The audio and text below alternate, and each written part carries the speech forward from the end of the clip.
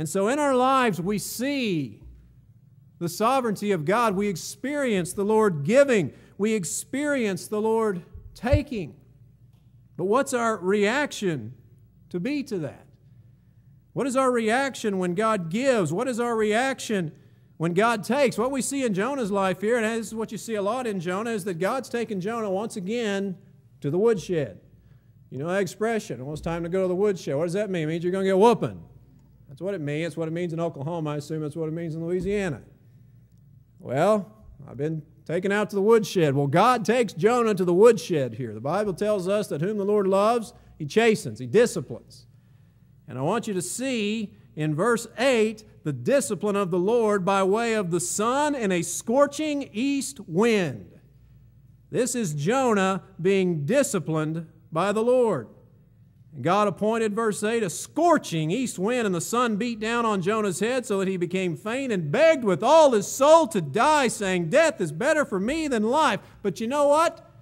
He's being disciplined, but by the grace of God, he's not being killed.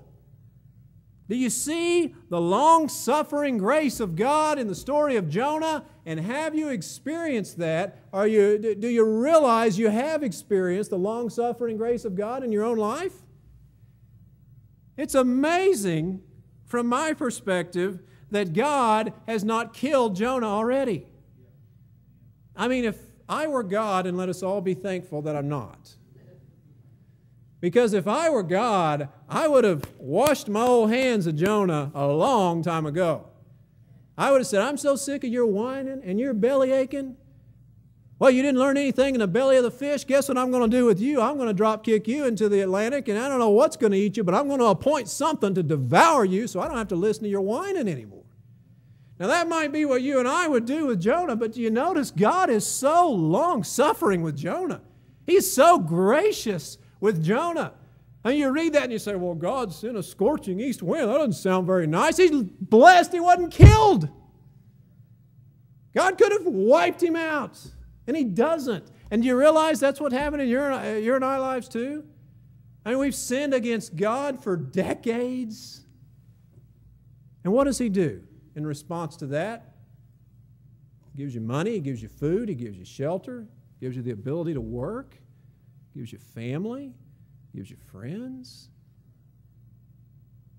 He gives you air in your lungs to breathe, He gives you the ability to speak forth. Oftentimes blasphemies against Him with the very breath He gives you.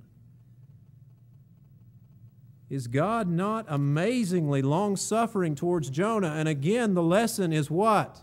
He is so amazingly long-suffering towards Jonah, and yet Jonah does not want to see God's grace extended to others.